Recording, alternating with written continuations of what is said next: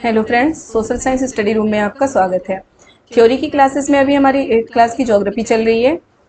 Chapter 2 भूमि, मृदा, जल, प्राकृतिक वनस्पति और वन्यजीव। इसके पहले बच्चों में 6th और 7th क्लास की ज्योग्राफी हमारी अपलोड हो चुकी है। थ्योरी की क्लासेस हो चुकी है हमारी। 8th क्लास की जो फर्स्ट चैप्टर संसाधन, वो भी मैं करा चुकी हूँ। उससे बहुत सारे क्वेश्चन आते हैं, तो प्लीज़ आप उसे ज़रूर देखिएगा।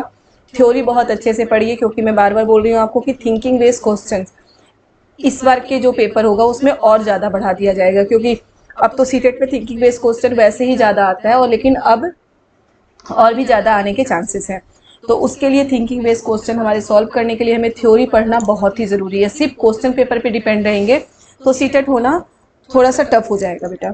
तो प्लीज़ आप थ्योरी पढ़िए, एक एक पॉइंट, एक एक चीज़ें बहुत अच्छे से समझ के पढ़िए, तो फिर हमारा सीटेट जरूर क्लियर होगा। हमारे पास अभी टाइम है, तो बहुत अच्छे से तैयारी करिए, लग के करिए।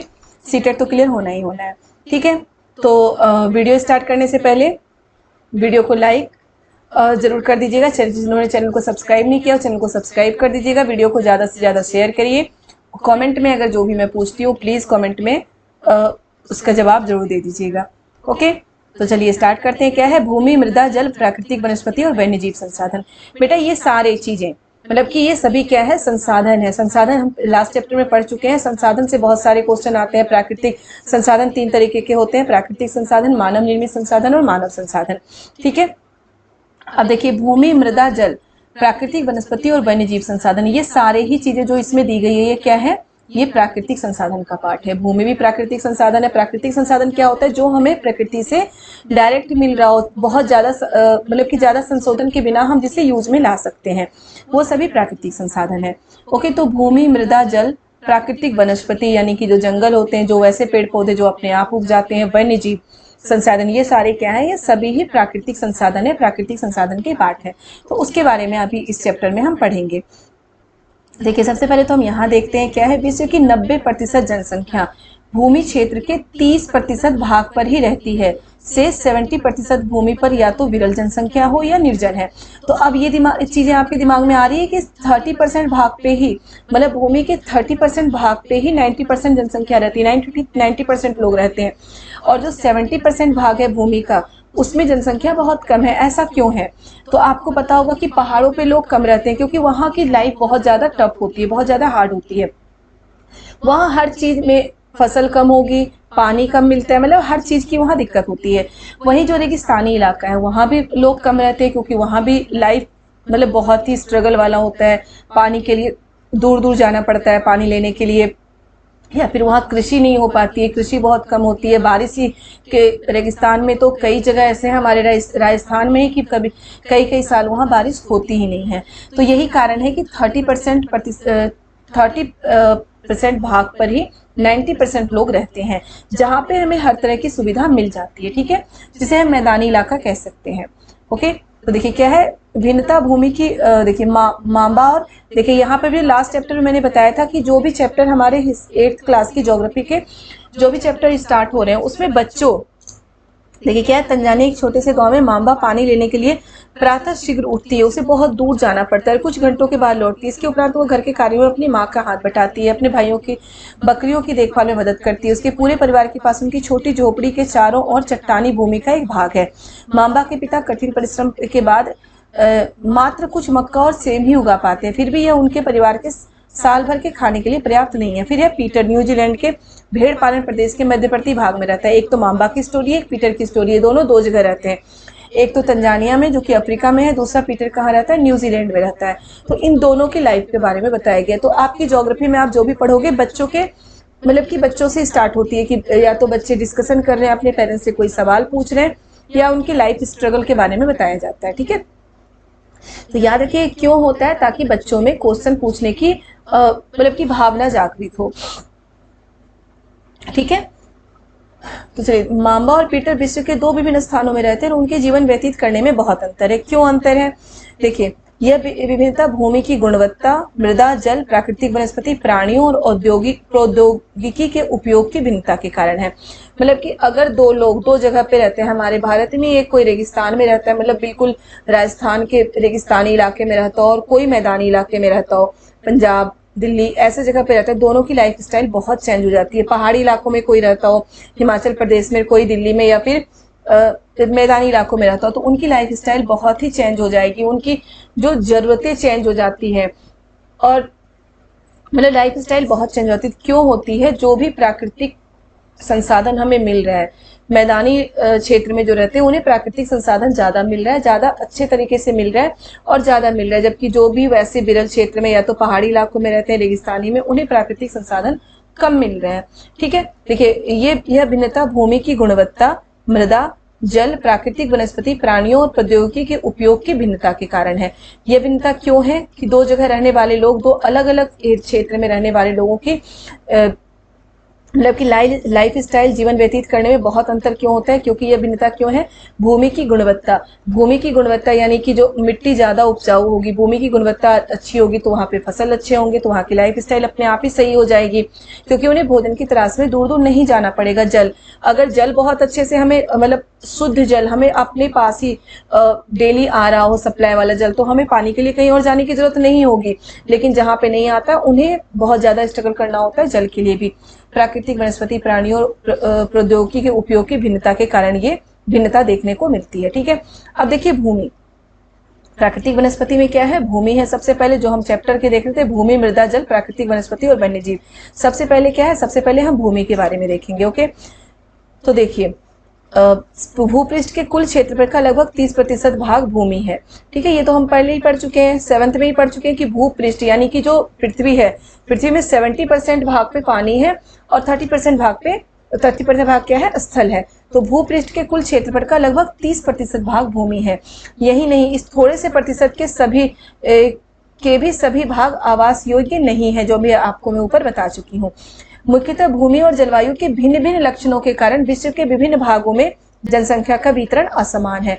जनसंख्या का वितरण असमान क्यों है? ये क्वेश्चन आ सकता है बेटा। तो क्यों है? भूमि और जलवायु के भिन्न भिन्न लक्षणों के कारण, भूमि और जलवायु के भिन्न भिन्न लक्षणों के कारण जनसंख्या का वितरण क्या होता है? असमान होता है। जहाँ की जलवायु अच्छी होगी, कहीं पे बहुत ज्यादा ठंड हो, जैसे कि हम उत्तरी ध्रुव या दक्षिणी ध्रुव में, क्या वहाँ लोग रह पाएंगे? नहीं रह पाते हैं, क्योंकि वहाँ बहुत ज्यादा, वहाँ की जलवायु बहुत ठंडी है। हम कहाँ रहना पसंद करेंगे? जहाँ की जलवायु हमारे अकॉर्डिंग हो, मतलब कि सही हो, वहाँ रहना पसंद करेंगे। तो यही है भूमि और जलवायु, इनके भिन्न भिन्न लक्षणों के कारण जनसंख्या का वितरण क्या होता है? असमान होता है। यही चीज यहाँ है। भूमि की गुणवत्ता, मृदा, जल, इनसे क्या होता है? लोगों की लाइफ स्टाइल चेंज हो जाती है। ओके, देखिए उर्वर मैदानों और नदी घाटियों में कृषि के लिए उपयुक्त भूमि उपलब्ध है, इसलिए स्थान विश्व के लिए सघन होता है। मैदानी इलाकों में जो कि उर्वर मैदान होते हैं, ठीक है, मतलब कि मिट्टी ज्यादा उपजाऊ होती है, नदी घाटियों में कृषि के लिए उपयुक्त भूमि उपलब्ध है, इसलिए यह स्थान विश्व में सबसे सघन बसे स्थान है। तो विश्व में सबसे सघन बने बसे स्थान कौन से होते हैं? मैदानी भाग, उर्वर मैदानी भाग, जहाँ की मिट्टी ज्यादा उपजाऊ होती है, और नदी घाटियों में क्या होता है कि विश्व के सबसे सघन यानी सबसे ज्यादा जनसंख्या पाई जाती है।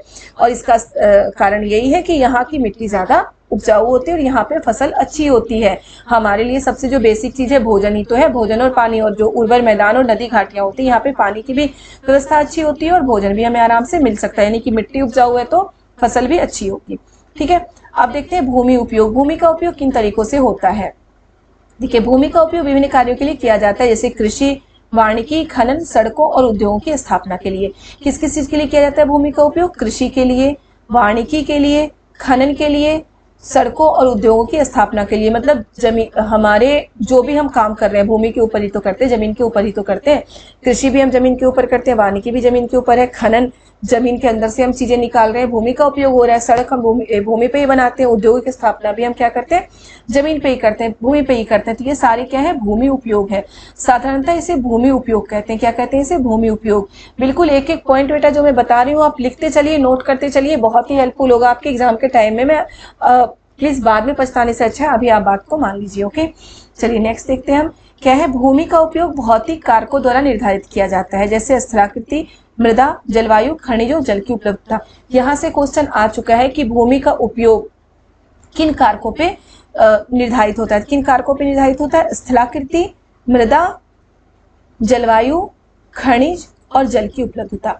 अब भूमि का उपयोग, हम फसल कहाँ उपजाना चाहेंगे? जहाँ की मृदा ज्यादा उपजाऊ होगी, पहाड़ पे जाके आप जो बंजर भूमि होगी, क्या वहां पे आप फसल उपजाना चाहोगे? रेगिस्तान में क्या आप धान की खेती करना चाहोगे? नहीं करना चाहेंगे ना। तो मृदा, बहुत ज्यादा मृदा डिपेंड करता है किस पे? भूमि की उपयोगिता पे। ठीक है। जलवायु, जहाँ की जलवायु जिस तरीके से होगी हम वहां पे भूमि उपयोग उसी मतलब की तरीके से करेंगे। खनिज, जहाँ पे खनिज है ही नहीं वहां पे जमीन की खुदाई करके हम क्या निकाल पाएंगे? कुछ नहीं निकाल पाएंगे। तो वही है कि भूमि का उपयोग क्या होता है, इस चीज पर डिपेंड करता है कि स्थलाकृति, मृदा, जलवायु, खनिज और जल की उपलब्धता पे। ओके। अब देखिए, स्वामित्व के आधार पर भूमि को निजी भूमि और सामुदायिक भूमि में बांटा गया है। स्वामित्व के आधार पर, यहाँ से भी क्वेश्चन आता है बेटा कि स्वामित्व के आधार पर भूमि को किस तरह से बांटा गया है। स्वामित्व मतलब अधिकार। अधिकार क्या हो सकता है? या तो किसी एक का अधिकार हो सकता है या फिर पूरे समुदाय का अधिकार हो सकता है। यही होगा ना, अधिकार तो यही होता है किसी चीज पे, किसी एक का या फिर पूरे समुदाय का। तो भूमि पे क्या होता है? भूमि को किस तरह से बांटा गया है? सामुदायिक भूमि या फिर निजी भूमि। ओके। स्वामित्व का मतलब अधिकारी होता है, तो अधिकार के आधार पर भूमि को दो भागों में बांटा गया है, सामुदायिक भूमि और निजी भूमि। ठीक है। देखिए, निजी भूमि व्यक्तियों के स्वामित्व में होती है, जबकि सामुदायिक भूमि समुदाय के स्वामित्व में होती है। ठीक है, बता चुकी हूं अभी। निजी भूमि क्या होती है? एक व्यक्ति के या फिर उसकी पूरी फैमिली के स्वामित्व में होगी। और सामुदायिक भूमि क्या होती है? समुदाय के स्वामित्व में होती है। सामान्य रूप से इसका उपयोग समुदाय से संबंधित व्यक्तियों के लिए किया जाता है, जैसे चारा, फलों, नट व औषधीय बूटियों को एकत्रित करना। ओके।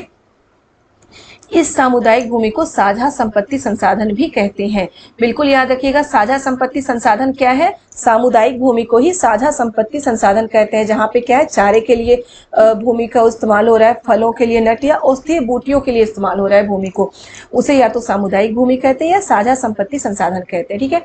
अब है, जनसंख्या और उनकी मांग सदैव बढ़ती रहती है, लेकिन भूमि की उपलब्धता सीमित है। भूमि क्या, जमीन क्या बढ़ सकता है पृथ्वी पे? 1 इंच भी नहीं बढ़ा सकते आप जमीन। जितनी जमीन हमें प्रकृति से मिली हुई है उससे हम 1 इंच भी नहीं बढ़ा सकते हैं पृथ्वी पे जमीन। ठीक है। लेकिन जनसंख्या तो बहुत तेजी से बढ़ रही है, जनसंख्या बढ़ रही है ना तेजी से, तो वही है, जनसंख्या और उनकी मांग हमेशा बढ़ती रहती है, लेकिन भूमि की उपलब्धता सीमित है। भूमि तो उतना ही है, भूमि तो बढ़ ही नहीं सकता। स्थान के अनुसार भूमि की गुणवत्ता में अंतर होता है, इसे मैं आपको ऊपर बता चुकी हूँ। चलिए यहाँ देखते हैं। वर्तमान में कृषि और निर्माण संबंधी गतिविधियों के प्रसार के लिए के कारण निम्नीकरण, भूस्खलन, मृदा अपरदन, मरुस्थलीकरण पर्यावरण के लिए प्रमुख खतरा है। अब क्या होता है कि यहाँ पे हम ऊपर पढ़ चुके हैं, क्या है कि भूमि, जनसंख्या में वृद्धि हो रही है और उनकी मांग बढ़ रही है, लेकिन भूमि उतना ही है। तो भूमि उतना ही है तो लोग क्या कर रहे हैं? जंगलों को काट रहे हैं, जंगलों को काट के वहां कृषि योग्य भूमि बना रहे हैं। ठीक है, जंगलों को काटकर कृषि योग्य भूमि बना रहे हैं, जिससे क्या हो रहा है, और एक ही भूमि पर बार बार कृषि कर रहे हैं, हर जगह नलकूप लग गया, इससे भूमि का निम्नीकरण हो रहा है। ओके। भूस्खलन हो रहा है, पहाड़ों को काट के वहां पे कृषि कर रहे हैं, वहां पे पहाड़ों को काट के कहीं पे टनल बना रहे हैं, कहीं पे कुछ बना रहे हैं, इस कारण क्या हो रहा है? भूस्खलन हो रहा है, मृदा अपरदन हो रहा है, क्योंकि हम मिट्टियों को काट रहे हैं, जंगलों को काट रहे हैं, तो मृदा अपरदन हो रहा है, मरुस्थलीकरण हो रहा है, यानी कि भूमि बंजर हो रही है, वहां पे हम मकान बना लेते हैं, रोड बना रहे थे। तो मरुस्थलीकरण पर्यावरण के लिए बहुत बड़ा खतरा है। ठीक है। वर्तमान में कृषि और निर्माण कार्य संबंधी गतिविधियों को देखिए, क्या है, वर्तमान में कृषि और निर्माण कार्य संबंधी गतिविधियों के कारण, यही कारण है कि निम्नीकरण हो रहा है, भूमि का निम्नीकरण, भूमि की उर्वरता कम हो रही है, क्योंकि हम बहुत ज्यादा नलकूप हर जगह लगा रहे हैं, तो इससे क्या हो रहा है, मोटर लगा रहे हैं, नलकूप, इससे जो अंडरग्राउंड वाटर का लेवल है वो नीचे जा रहा है। ठीक है। भूस्खलन हो रहा है, हम कई जगह हमें सुनने को आता है बारिश के मौसम में कि पहाड़ गिर गया, गांव के गांव खत्म हो गए। क्यों होता है? अगर पहाड़ को हम नीचे से ही काटते जाएंगे तो ऊपर से तो मिट्टी या पत्थर तो गिरना ही है। तो भूस्खलन हो रहा है, मृदा अपरदन हो रहा है, मृदा ज्यादा कट रही है, मिट्टी ज्यादा उड़ रही है, मरुस्थलीकरण हो रहा है। ये सब होने का कारण ही क्या है? वर्तमान में कृषि और निर्माण संबंधी गतिविधियों के प्रसार के कारण ये सारी चीजें होती है। तो यहाँ से भी पॉइंट बिल्कुल नोट करते जाइएगा। ठीक है। अब देखिए, भूमि का किस तरह से, भूमि उपयोग में किस समय के अनुसार परिवर्तन। देखिए, गांव का दिया गया है कि यहाँ पे क्या है, घर बहुत कम दिख रहे हैं, पेड़ पौधे ज्यादा दिख रहे हैं हमें, है ना, कृषि हो रही है, पेड़ पौधे ज्यादा दिख रहे हैं, घर कम दिख रहे हैं। खेती किस तरह से हो रही है? हल बैल से हो रही है। अब यहाँ पे आप देख रहे हैं कि घर ज्यादा है, बिजली की तारें लग गई हैं, फैक्ट्रियां लग गई हैं, कृषि, पेड़ पौधे कम हो गए हैं। ठीक है। यहाँ देख रहे हैं, यहाँ पे क्या है, पेड़ पौधे और कम हो गए, गाड़ियां हैं हर जगह, फैक्ट्री, ये सब हो रहा है। ओके। और ये जगह यहाँ पे शायद ही पेड़ पौधे कहीं दिख रहे हैं। जो फर्स्ट फिगर हमें दिख रहा था, फर्स्ट नंबर का, कि जिसमें घर कम थे, इसमें पेड़ पौधों की वही स्थिति हो गई है। ओके। तो ये क्या है? ये हमारे पर्यावरण के लिए बहुत बड़ा खतरा है। इस समय पर्यावरण बहुत ही शुद्ध था, और ये जो टाइम है इस समय पर्यावरण में पॉल्यूशन बहुत ज्यादा हो गया है। ओके, तो यही है, पॉल्यूशन ज्यादा होने के कारण भी हम ही है, हम अपने सुविधाओं के कारण पर्यावरण को मतलब पर्यावरण में पॉल्यूशन फैला रहे हैं। तो यही चीजें हैं जो कि क्या है, भूमि उपयोग के समय के अनुसार परिवर्तन होता जा रहा है। ओके, भूमि का उपयोग पहले हम सिर्फ कृषि के लिए करते थे, छोटे मोटे घर बनाने के लिए करते थे, कृषि के लिए ज्यादा करते थे, लेकिन भूमि का उपयोग देखिए समय के साथ किस तरह से अलग अलग तरीके से भूमि का उपयोग बढ़ता जा रहा है। अब हमारा है भूमि संसाधन का संरक्षण। भूमि संसाधन का संरक्षण क्यों जरूरी है, क्या किस तरह से हम कर सकते हैं भूमि संरक्षण का संरक्षण, तो बहुत जरूरी है। किस तरीके से कर सकते हैं, वन रोपण, भूमि उद्यान, रासायनिक कीटनाशकों और उर्वरकों के विनियमित उपयोग तथा अतिचारण पर रोक आदि भूमि संरक्षण के लिए बहुत ही के लिए प्रयुक्त सामान्य तरीके हैं। क्या है, वनोरोपण यानी कि ज्यादा से ज्यादा पेड़ लगा के, भूमि का सही उपयोग करके, रासायनिक कीटनाशकों और उर्वरकों का कम प्रयोग करके और अतिचारण पर रोक लगाकर, अतिचारण यानी कि ज्यादा पशु जो वो चरते हैं, पेड़ पौधों या अनाज को खाते हैं, उन चीजों पर रोक लगाकर, उन चीजों को कम करके हम भूमि का संरक्षण कर सकते हैं। ओके, अब हमारा है मृदा। मृदा देखिए क्या है, मिट्टी को मृदा कहते हैं, हम सभी को पता है। पृथ्वी के पृष्ठ पर दानेदार कणों के आवरण की पतली परत मृदा कहलाती है। क्या कहलाती है, पृथ्वी के पृष्ठ पर दानेदार कणों के आवरण की पतली परत मृदा कहलाती है। ठीक है, स्थल रूप, फिर स्थल रूप मृदा के प्रकार को निर्धारित करती है, जो ऊपर मैं बता चुकी हूँ कि स्थल रूप पहाड़ी क्षेत्रों में मृदा हमारी ज्यादा उपजाऊ नहीं होगी, मैदानी क्षेत्रों में या नदी घाटी में मिट्टी ज्यादा उपजाऊ होती है। मृदा का निर्माण चट्टानों के से प्राप्त खनिजों और जैव पदार्थों, यहाँ से इंपॉर्टेंट है बेटा कि मृदा का निर्माण, ये सारे ही इंपॉर्टेंट है, याद रखिएगा कि स्थल रूप मृदा के प्रकार को निर्धारित करती है। ये क्वेश्चन डायरेक्ट आ सकता है आपके कि मृदा के प्रकार को कौन निर्धारित करता है, तो कौन करता है, स्थल रूप।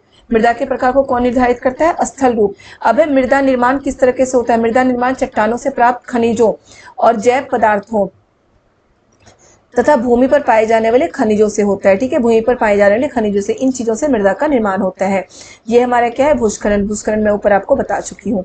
चलिए अब यहाँ पे हम देखते हैं मृदा परिच्छेदिका। मृदा में क्या क्या होता है, जनक चट्टाने सबसे नीचे, अपक्षय चट्टाने पदार्थ, उसके ऊपर फिर बालू गाद क्ले के साथ उपमृदा, ओके, फिर ह्यूमस और वनस्पति के साथ ऊपरी मृदा। ये सारे मृदा के पार्ट है, मतलब मृदा में किस तरीके से क्या चीजें होती हैं। हम यहाँ पे देखते बेटा अपक्षय क्या है, तापमान परिवर्तन, तुषार क्रिया, पौधों, प्राणियों और मनुष्य के क्रियाकलाप द्वारा अनावरित शैलों का टूटना और क्षय होना, ये क्या होता है, अपक्षय होता है। यानी कि बहुत सारे कारणों से जो अनावरित शैल होते हैं उनका टूटना और क्षय होना, खराब हो जाना, ये क्या है, अपक्षय है। और देखिए ये भी हम देखेंगे, केवल 1 सेंटीमीटर मृदा को बनने में सैकड़ों वर्ष लगते हैं। ठीक है, मृदा को बनने में क्या होता है, सैकड़ों वर्ष लगते हैं। तो ये मैं आपको नवीकरणीय और अनवीकरणीय संसाधन में पीछे आपको पढ़ा चुकी हूँ, चैप्टर 8th क्लास के फर्स्ट चैप्टर में, ज्योग्राफी में, संसाधन वाले चैप्टर में। तो मृदा हमारा क्या है, मृदा हमारा नवीकरणीय संसाधन, सॉरी अनवीकरणीय संसाधन है, क्योंकि मैं बता चुकी थी कि अनवीकरणीय संसाधन वो संसाधन होते हैं जिसको दोबारा बनने में एक मानव के एज, मतलब कि एक मनुष्य के एज से ज्यादा समय लगता हो। तो क्या है, सैकड़ों वर्ष लग जाते हैं मृदा को दोबारा बनने में। ओके, अब देखिए मृदा किस तरीके से बनता है, मृदा किस तरीके से बन सकता है। क्या है, जनक, शैल, रंग, गठन, रासायनिक गुणधर्म, खनिज, मात्रा, पारगम्यता को निर्धारित करता है। मृदा को निर्धारित कौन कौन करता है, बिल्कुल एक एक पॉइंट अच्छे से समझ के आपको लिख लेना है। मृदा निर्माण को प्रभावित करने वाले कारक, जनक, शैल, रंग, गठन, रासायनिक गुणधर्म, खनिज, मात्रा, पारगम्यता को निर्धारित करता है। ठीक है, मृदा की पारगम्यता को निर्धारित करता है। फिर उच्चावच, तुंगता और ढाल मृदा के संचय को निर्धारित करता है। उच्चावच, तुंगता और ढाल मृदा के संचय को निर्धारित करता है। फिर है वनस्पति, प्राणीजा तो सूक्ष्म जीव ह्यूमस निर्माण की दर को प्रभावित करता है। ठीक है, फिर है जलवायु, तापमान, वर्षा, अक्षर, ह्यूमस निर्माण के दर को भी प्रभावित करता है, ये भी करता है। फिर इस समय मृदा परिच्छेदिका की मोटाई को निर्धारित करता है। तो बेटा यहाँ से क्वेश्चन आता है, ये क्वेश्चन बिल्कुल आ चुका है कि मृदा परिच्छेदिका की मोटाई को कौन निर्धारित करता है, तो कौन निर्धारित करता है, समय करता है। और ये क्वेश्चन यहाँ से आ चुका है। तो प्लीज आप हर चीज को बहुत अच्छे से इसको लिख के याद करिए कि ह्यूमस निर्माण की दर को कौन निर्धारित करता है। देखिए दो चीजें दी गई, ह्यूमस निर्माण की दर को, मृदा के संचय को कौन निर्धारित करता है, मृदा के पारगम्यता को कौन निर्धारित करता है। तो ठीक, प्लीज यहाँ से क्वेश्चन आता है तो ये अच्छे से आप लिख लेंगे। आप देखिए मृदा निर्माण के कारक कौन कौन से कारक है। मृदा निर्माण के मुख्य कारक जनक, शैल का स्वरूप और जलवायु कारक है। मृदा निर्माण के अन्य कारक स्थलाकृति, जैव पदार्थों की भूमिका और मृदा निर्माण के घटक में लगा समय है। ठीक है, तो क्या क्या है मुख्य कारक, जनक, शैल, पहले तो जनक शैल है, फिर है जलवायु कारक, ठीक है। ये तो मृदा निर्माण के कारक है ही, साथ ही साथ मृदा निर्माण के कारक क्या क्या है? स्थलाकृति, अस्त्राकृति, जैव पदार्थों की भूमिका और जैव पदार्थों की भूमिका और मृदा निर्माण के संगठन में लगा समय, ये सारे मृदा निर्माण के कारक है। ओके, अब है मृदा निम्नीकरण और संरक्षण के उपाय। इंपॉर्टेंट है, यहाँ से एक एक पॉइंट से क्वेश्चन आ सकता है कि मृदा निम्नीकरण आपको पता है कि मृदा का टूटना, बिखरना, हवा या पानी के साथ बह के चले जाना। देखिए क्या है, यहाँ से हम देखते हैं मृदा के निम्नीकरण के सहायक कारक वनोन्मूलन, अतिचारण, रासायनिक उर्वरकों और कीटनाशकों का अत्यधिक उपयोग, वर्षा दोहन, भूस्खलन और बाढ़ है, जो हम ऊपर भी आपको बता चुके हैं, ठीक है। ये सारे मृदा निम्नीकरण के प्रमुख कारक हैं। अब इससे बचने के क्या उपाय हैं? सबसे पहला हमारा मल्च बनाना। मल्च बनाना क्या होता है? देखिए क्या है, पौधों के बीच अनावृत भूमि जैव पदार्थ जैसे प्रवाल से ढक दी जाती है। इससे मृदा की आर्द्रता रुकी रहती है। अब जो दो पौधे अगर लगे हुए हैं, ठीक है, दो पौधे लगे हुए हैं यहाँ पे, तो इसके बीच क्या किया जाता है कि जो मिट्टी है, इसको जो मृदा जैव पदार्थ यानी कि जो पत्ते होते हैं, झाड़ियां होती है, उनसे इन मिट्टी को ढक दिया जाता है। इससे क्या होता है कि मिट्टी की नमी वो बरकरार रहती है, ठीक है। तो ये भी मृदा निम्नीकरण से बचाव है। दूसरा है वेदिका फॉर्म। वेदिका फॉर्म यहाँ पे आप देख रहे हैं, सीढ़ीनुमा खेती है। चौड़े समतल सोपान अथवा वेदिका तीव्र ढालों पे, पहाड़ों पे बनाए जाते हैं, तीव्र ढालों पे बनाए जाते हैं वेदिका फार्म बनाए जाते हैं, ताकि सपाट सतह फसल उगाने के लिए उपलब्ध हो सके, ठीक है, जिसे हम सीढ़ीनुमा खेती भी कह सकते हैं। वेदिका फॉर्म कहाँ पे बनाए जाते हैं? तीव्र ढालों पे ही बनाए जाते हैं वेदिका फॉर्म। ये भी मृदा के कटाव के में बहुत सहायक है। फिर समुच्च रेखीय जुताई। समुच्च रेखीय जुताई देख रहे हैं, कुछ तो ऐसे है, ओके, ये भी पहाड़ी इलाकों में ही होता है, कुछ ऐसे इस तरह से जुताई की गई है। उसके बाद यहाँ पे हमारी ऐसे जुताई की गई है। इससे क्या होता है ना कि मान लीजिए सारी अगर ऐसे ही की जाती जुताई, सीधी की जाती जुताई मिट्टी की, तो क्या होता, पानी ऊपर से सीधे नीचे पहुंच जाता है ना, पानी टिकता ही नहीं। तो जब पानी नहीं टिकेगा तो फसल कहाँ होगी। लेकिन जो समुच्च रेखीय जुताई होती है ना, यहाँ पे ऐसे है, इधर देखिए इस तरह से जुताई की गई, तो इससे क्या होता है, यहाँ से पानी बह के इधर रुक जाएगा, फिर यहाँ से पानी बह के इधर रुक जाएगा, क्योंकि ये इधर है तो पानी रुक जाता है और इससे फसल उगाने में सहायता मिलती है। और मिट्टी का कटाव भी नहीं होता, पानी का भी कटाव नहीं होता। ठीक है, एक पहाड़ी ढाल पर समुच्च रेखाओं के समानांतर जुताई ढाल से नीचे बहते जल के लिए एक प्राकृतिक अवरोध का निर्माण करती है समुच्च रेखीय जुताई।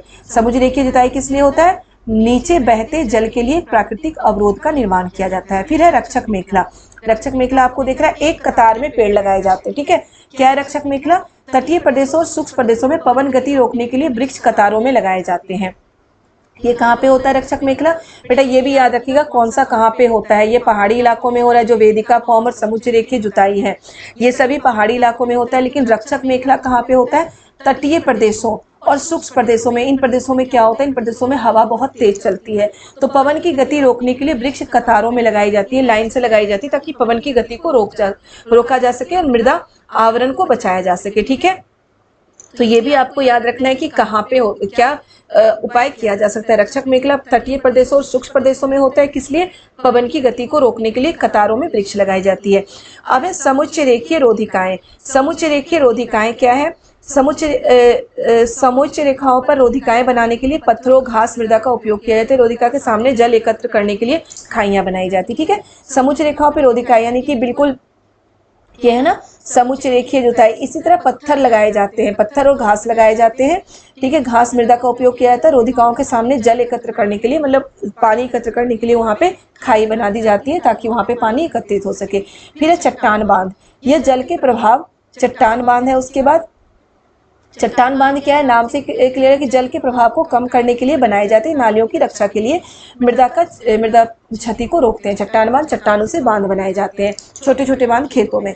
फिर है बीज की फसल उगाना। बीज की फसल उगाना क्या है? वर्षा दोहन से मृदा को सुरक्षित रखने के लिए अलग अलग समय पर भिन्न भिन्न फसलें एकांतर कतारों में लगाई जाती है, ओके। अब है जल, ठीक है। ये तो आपको समझ में आ गया होगा बेटा। अगर ना समझ में आए तो प्लीज कमेंट में आप मुझसे जरूर पूछिएगा। मृदा निम्नीकरण और संरक्षण के उपाय, संरक्षण के क्या क्या उपाय हैं, एक एक चीज अच्छे से समझना है आपको, एक एक पॉइंट, और कहाँ पे किस तरह का उपाय किया जाता है, ये आपको जरूर समझ के याद रखना है, ओके। अब देखिए जल एक महत्वपूर्ण नवीकरणीय प्राकृतिक संसाधन है। भूपृष्ठ का 3/4 भाग जल से ढका है, लेकिन इसलिए इसे जलग्रह कहा कहना उपयुक्त है। ये भारत सॉरी नहीं, पृथ्वी को जल ग्रह कहते हैं। क्यों कहते हैं कि 3/4 जो भाग है वो जल से ढका हुआ है, लेकिन फिर भी पृथ्वी पर पानी की कमी महसूस हो रही है और बहुत सारे क्षेत्र ऐसे हैं जहाँ पे पानी की कमी हो गई है, पानी नहीं मिल रहा है। ओके बेटा, यहाँ पे आप जो मैं ऊपर आपको ये बता चुकी हूँ, प्लीज नाम से याद करने की कोशिश करिएगा। थोड़ा सा जोड़ के मल्च बनाना। मल्च बनाना क्या होता है, जैसे कि क्या है, देखिए पौधों के बीच अनावृत भूमि जैव पदार्थ जैसे प्रवाल से ढक दिए जाते हैं, ढक दिए, उसको मल्च बनाना कहते हैं। ठीक है, इस तरह से बिल्कुल नाम से याद करिएगा, कहाँ पे क्या होता है याद करिएगा, यहाँ से क्वेश्चन जरूर आता है। ठीक है, चलिए हम आगे देखते हैं। ये तो हम देख चुके हैं कि हमारा जल क्या है, लास्ट चैप्टर में बता चुकी थी। नवीकरणीय संसाधन, नवीकरणीय संसाधन क्यों है कि पानी हमें दोबारा से प्राप्त हो जाता है। ठीक है, पानी हमें दोबारा से प्राप्त हो जाता है, किस तरीके से, जल चक्र के कारण। जल चक्र क्या होता है कि जल का वाष्प बनकर मतलब कि वाष्पीकरण होना, फिर वहां बादल बनना, बादल बन के फिर से बारिश के रूप में पृथ्वी पर आना, यही जल चक्र है। ठीक है, तो जल का क्या है, जल चक्र, जल को नवीकरणीय इसलिए माना गया है। अब यहाँ देखिए, तो ये बॉक्स वाले क्वेश्चन आते हैं, इसलिए ये भी देखना है आपको। क्या है, एक टपकता नल एक वर्ष में 1200 लीटर जल व्यर्थ कर सकता है। कहते हैं ना बहुत सारे लोग कि नल अगर कोई टपक रहा है तो अच्छा नहीं होता, वास्तु के अनुसार अच्छा नहीं होता, ये अच्छा नहीं होता। जो हमारे पूर्वज उन्होंने जो नियम बनाया है ना, वो नियम जो भी बनाए हैं बिल्कुल साइंटिफिक है कि टपकता नल अच्छा नहीं माना जाता घर के लिए, कि अच्छा नहीं माना जाता। तो अच्छा नहीं माना जाता, क्यों नहीं माना जाता, वास्तु का तो मैं नहीं बता सकती, हो सकता है वास्तु से भी अच्छा ना हो, लेकिन आप देख सकते हैं एक टपकता नल, अगर एक बूंद भी पानी टपक रहा है थोड़े थोड़े देर में भी, तो क्या है, 1200 लीटर जल व्यर्थ हो सकता है पूरे साल में। ठीक है, तो 1200 लीटर जल बहुत मायने रखता है बेटा, क्योंकि कई लोगों को, मतलब कि कई क्षेत्र ऐसे हैं जहाँ पे पानी बिल्कुल भी समाप्त हो गया, अंडरग्राउंड वाटर तो बिल्कुल खत्म हो चुका है, उन्हें पानी भी नहीं मिल रहा है, वो खरीद के नहाने के लिए भी पानी, एक एक यूज के लिए पानी खरीद के ला रहे हैं, और बहुत ही महंगा। तो इसके लिए एक एक लीटर पानी बहुत ही महत्वपूर्ण है, तो उन्हें हमें बचाना चाहिए। ओके, अब देखिए जल उपलब्धता की समस्याएं। जल उपलब्धता की समस्याएं क्यों है, जैसे कि नदी का पानी है, नदी का पानी हम गंदा कर रहे हैं, फैक्ट्रियों का गंदा पानी उसमें जा रहा है, अपने घर का बहुत सारा वैसा वेस्ट पदार्थ है जो हम नदियों में डालते हैं ना। गांव में मवेशियों को नहलाना, कपड़े धुलना, कपड़े अगर धुल रहे हैं तो साबुन वाला पानी नदी में जा रहा है, वही पानी तो फिर साफ करके हमें पीने के लिए मिल रहा है, तो कितना साफ हो सकता है, वो साबुन वाला पानी तो हमारे अंदर जा रहा है, तो इस कारण हमें बीमारियां भी होती है, बहुत सारी बीमारियां होती है, जिससे क्या होता है, जल प्रदूषण होता है। ये समय डिटेल से आपको पता है कि जल उपलब्धता की समस्याएं क्यों है, जल संसाधनों का संरक्षण क्यों जरूरी है। जल संसाधनों का संरक्षण जरूरी है क्योंकि अगर जल संसाधनों का हम संरक्षण नहीं करेंगे तो क्या होगा, पानी की कमी हम अभी भी देख रहे हैं, आगे भी होगी। अब देखिए क्या होता है, कीटनाशकों का हम उपयोग करते हैं, कीटनाशकों का हम उपयोग करते हैं, तो कीटनाशकों का अगर उपयोग हम पौधों में कर रहे हैं तो वो अंडरग्राउंड वाटर में जा रहा है ना, अगर उसके बाद हम सिंचाई करते हैं तो पानी तो जमीन, वो कीटनाशक तो जमीन के अंदर जा रहा है, तो हमारा पानी भी दूषित हो सकता है, तो इन चीजों का उपयोग ना करें। फिर है प्राकृतिक वनस्पति और वन्य जीव। जैव मंडल में आपको पढ़ा चुकी हूँ बेटा, जैव मंडल आप पिछले क्लास से पढ़ा चुकी हूँ, पारितंत्र भी पढ़ा चुकी हूँ मैं, इसलिए मैं इसको बस हाईलाइट की हूँ कि ये सारे मैं बता चुकी हूँ, तो आपको देखना है। ब्रह्म कमल क्या है, एक औषधीय बूटी होती है। ठीक है, अब देखिए यहाँ से एक बार क्वेश्चन आ चुका है, गिद्ध वाला। क्या है, भारतीय उपमहाद्वीप में जिन पशुओं का उपचार डिक्लोफेनेक एस्प्रिन अथवा इबुप्रोफेन जैसे पीड़ानाशी से किया जाता था, उनके अपमार्जन उपरांत गिद्ध किडनी खराब होने से मर रहे हैं। पशुओं के इन औषधियों के उपयोग करने पर प्रतिबंध लगाने के प्रयास किए जा रहे हैं तथा आरक्षित स्थान पर गिद्ध के प्रजनन के प्रयास किए जा रहे हैं। तो ये क्वेश्चन आ चुका था बेटा कि गिद्ध की किडनी क्यों खराब हो रही है और गिद्ध किडनी खराब होने से क्यों मारे जा रहे हैं। तो क्यों मारे जा रहे हैं कि पशुओं में बहुत सारे पशु ऐसे होते थे जिनका उपचार किया जाता था ऐसी दवाइयों से, डिक्लोफेनेक एस्प्रिन अथवा मतलब इन दवाइयों से, उनका जो पीड़ानाशी दवाई थी उससे उनका उपचार किया जा रहा था। उनके मरने के बाद वो गिद्ध जो होते हैं वो उनको खाते हैं, पशुओं को खाते हैं, मरे हुए पशुओं को। तो उनको खाने से क्या हुआ, उन दवाइयों का असर गिद्धों पे हो जाता है और इनकी किडनी खराब हो जाती है, इनकी डेथ हो जाती है। ठीक है, और ये क्वेश्चन आ चुका है। देखिए प्राकृतिक वनस्पति का वितरण, बस लास्ट टॉपिक हमारा रह गया। विश्व की वनस्पति के मुख्य प्रकारों को 4 भागों में रखा जाता है, जैसे वन, घास स्थल, गुल्म और टुंड्रा। ठीक है, तो ये 4 भागों में बांटा गया है प्राकृतिक वनस्पतियों को। तो बेटा ये सारे चैप्टर मैं आपको करा चुकी हूँ। ठीक है, 7th में ये सारे टॉपिक बहुत डिटेल से हम कर चुके हैं, तो उन टॉपिक को आप जरूर जाके देखें, डिटेल से हमारा वहां पे हो चुका है। रिविजन में मैं फिर से कराऊंगी। ओके, प्राकृतिक वनस्पति तथा वन्यजीव संरक्षण क्या है? वनोन्मूलन, मृदा अपरदन, निर्माण कार्य, दवानल और भूस्खलन में से कुछ मानव प्राकृतिक कारण है जो मिलकर इन महत्वपूर्ण प्राकृतिक संसाधनों के लुप्त होने की प्रक्रिया को बढ़ावा देते हैं। ओके, अब राष्ट्रीय उद्यान मतलब कि जो जीव जंतु लुप्त हो रहे हैं। आपको पता है कि बहुत सारे जीव जंतु हैं जो लुप्त हो रहे हैं, पेड़ पौधे भी और जीव जंतु भी। पेड़ पौधे क्यों विलुप्त हो रहे हैं? अगर हम जंगलों को ही काट देते हैं तो वो तो विलुप्त हो ही जाएंगे, उन्हें फिर से नया पनपने का मौका ही नहीं मिल रहा है, तो विलुप्त होंगे ही पेड़ पौधे। अब जीव जंतु क्यों विलुप्त हो रहे हैं? उनके घरों को खत्म किया जा रहा है। अगर हमारे घरों को तोड़ दिया जाए, हमें बाहर निकाल दिया जाए घर से, तो कितने दिन हम जीवित रह पाएंगे? ठीक है, तो हम सरवाइव नहीं कर पाएंगे, तो उसी तरह तो वो जीव जंतु भी सरवाइव नहीं कर पाएंगे। उनके घरों को खत्म किया जा रहा है, जंगलों को काट कर ये करके उनके घरों को खत्म किया जा रहा है। इस कारण क्या हो रहा है? वो विलुप्त होने के कगार पे आ चुके हैं, या फिर कुछ जीव जंतु तो विलुप्त हो भी चुके हैं। ओके, तो देखिए इसके लिए सरकार क्या कदम उठा रही है? क्या है? राष्ट्रीय उद्यान, वन्यजीव अभ्यारण्य, जैव मंडल नीचे हमारी प्राकृतिक वनस्पति और वन्यजीव को सुरक्षित रखने के लिए बनाए जाते हैं। ये कौन कर रहा है? सरकार कदम उठा रही है। जीव जंतुओं को, प्राकृतिक वनस्पति को क्या होता है? सुरक्षित रखने के लिए कदम उठाया जा रहा है सरकार के द्वारा। अब देखिए आगे है, यदि प्रजातियों की सापेक्ष संख्या को भंग न किया जाए तो पर्यावरण में संतुलन बना रहता है। पर्यावरण में संतुलन कैसे बना रहेगा? अगर प्रजातियों की सापेक्ष संख्या, अब याद रखिएगा जानवर जो भी हैं, चाहे मांसाहारी हैं, शाकाहारी हैं, किसी की भी संख्या बहुत ज्यादा हो जाए और दूसरी की संख्या कम हो जाए तो पर्यावरण के लिए ये नुकसानदेह है। ठीक है, अगर मांसाहारी की संख्या कम हो जाए जंगल में और शाकाहारी की संख्या ज्यादा हो जाए तो पेड़ पौधे, जंगलों का ही विनाश हो जाएगा, क्योंकि अब उन्हें मारने वाला कोई नहीं होगा, वो सारे पेड़ पौधों को खा जाएंगे। ओके, और अगर वो सारे शाकाहारी खत्म हो जाए, मांसाहारी बहुत ज्यादा हो जाए, तो वो किसे खाएंगे? हमें ही आके खाएंगे ना। तो यही है कि हर चीज की, किसी भी चीज की अति सही नहीं होती, तो हर चीज एक बैलेंस में चलना चाहिए। ओके, इसलिए कहा गया सापेक्ष संख्या को कभी भंग नहीं करना चाहिए। अगर भंग नहीं करेंगे तो पर्यावरण संतुलन बना रहता है। ओके, भारत में शेरों, चीतों, हिरणों, भारतीय सारंग और मोर को मारना अवैध है। यहाँ से क्वेश्चन आ सकता है बेटा कि भारत में किसे मारना अवैध है, किसे मारने पर सजा हो सकती है? शेरों, चीतों, हिरणों, भारतीय सारंग और मोर को मारने पर सजा हो सकती है। तो बिल्कुल ध्यान रखिएगा इन चीजों को। ओके, अब है जैवमंडल नीचे क्या है? यह एक वैश्विक नेटवर्क द्वारा जुड़े रक्षित क्षेत्रों की एक श्रृंखला है जिसे संरक्षण और विकास के बीच संबंध को प्रदर्शित करने के इरादे से बनाया गया है। ओके, चलिए तो हमारा ये चैप्टर भी हो चुका है बेटा, चैप्टर नंबर 2। चैप्टर नंबर 3 में कल अपलोड करूंगी। ज्योग्राफी हमारा ज्यादा नहीं है, 5 चैप्टर है इसमें 8 में। ये चैप्टर कराने के बाद फिर हम PYQ करेंगे, प्रीवियस ईयर के क्वेश्चन पेपर करेंगे, और उसके बाद लाइव क्लास भी हमारी सैटरडे संडे इस बार नहीं हो पाई किसी रीजन से, कोई बात नहीं, लाइव क्लास हम कभी ले लेंगे आगे। लाइव क्लास में PYQ करना ज़्यादा अच्छा रहता है, क्योंकि आप उसको फिर साथ के साथ आप जवाब भी देते रहते हैं, तो मुझे अच्छा भी लगता है कि चलिए बच्चे रिस्पॉन्स दे रहे हैं। तो अगर आपको कुछ समझ में ना आए तो कमेंट में ज़रूर पूछ लें कि आपको कुछ भी समझ में ना आए तो, और वीडियो पसंद आए तो वीडियो को लाइक ज़रूर करें, ज़्यादा से ज़्यादा शेयर करें वीडियो को, चैनल को सब्सक्राइब जरूर कर दे बच्चों। और कुछ भी समझ में ना आए तो प्लीज़ ज़रूर पूछे। कोई भी टॉपिक आपको वैसे भी समझ ना हो तो उस टॉपिक को आप कमेंट में पूछ सकते हैं। और वीडियो कैसा लगा हो कमेंट में ज़रूर बताएं। ओके बच्चों, बाय बाय।